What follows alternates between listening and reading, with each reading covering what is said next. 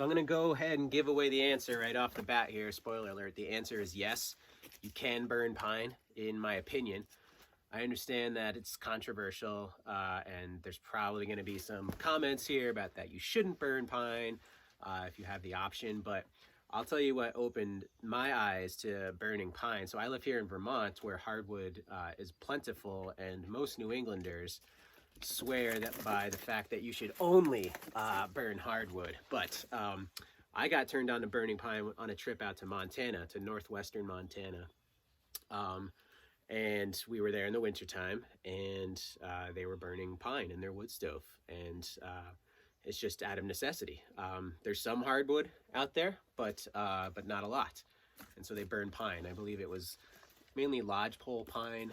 I think like larch fir or something was another one they burned. So they just burned pine, and I was like, well, I thought that like clogged up your chimney and can cause chimney fires. And they said nope. And I'm going to get to that in a minute, the creosote in your chimney and how we prevent that. So that was when I got turned on to it, and I realized, oh, I guess you can burn pine. And so now I do. So behind me here is my wood pile. It's April right now, so this is kind of a head start on next year's wood. It's pretty fresh, but what you can see here is that I have a mix of hardwood and pine. And at this point, I'd say my wood pile is probably about 25%, maybe a third, eastern white pine. So this is a piece of pine right here, and I'll get more to my wood pile strategy here in a minute. And then here's a piece of maple. We have a lot of rock maple or sugar maple, hard maple around here. So that tends to be what the main mix is. So there's two big reasons that I like to burn pine. And let me show you the primary reason here. We harvest all our own wood from the property here. We have about 15 acres. We get all our firewood from the property here. Now, the primary reason that I like to burn pine, let me come over here, is we have a ton of it. Eastern white pine grows like crazy around here in Vermont. So here's a pine right here. These three guys, all pine. If we come over here, all of these, I've already cut about 4 or 5 big eastern white pines down right in this grove right here. Bunch more right there. Pretty much anywhere you look in Vermont for that. Like here's a whole grove over here. Pretty much anywhere you look, you're gonna find eastern white pine. Hemlock grows around here, which they sometimes call the poor man's hardwood. That's a pretty dense pine. But eastern white pine is not dense. It burns really fast and really quick. But I like it. I like processing it because it's lightweight.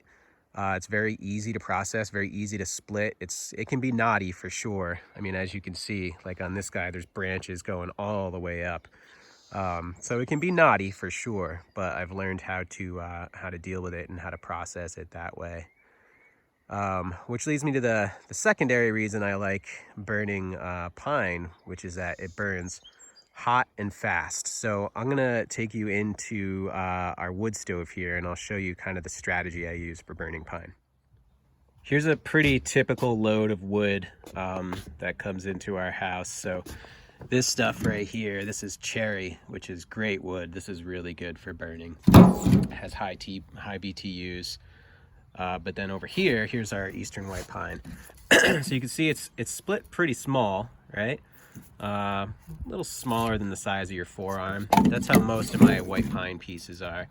But if you could feel this, I mean, it is very lightweight. It doesn't have a lot of density, especially when you hold it up next to this guy. I mean, this is beefy. This has really got some density to it. But this is a typical load. So let me bring you into the wood stove and show you how it works. Here's why I really love burning pine. So let's say that it's morning, right? And you come down to your bed of coals. You put some hardwood on the night before, and you've got your bed of coals here. Now, if I just threw big chunks of cherry like this in there, it would smolder and take a long time and need a lot of air. It would need the damper wide open, right, to get that going. So here's where pine really excels. You throw 3 of these little pine guys on here first, and these will get going really quickly. So I'll throw 3 or 4 of those on, and then I'll throw the big chunks of cherry or maple or whatever right on top. As you can see, it was already starting to smoke, so it won't take long for that to really get going. You can already see there's some flames back there.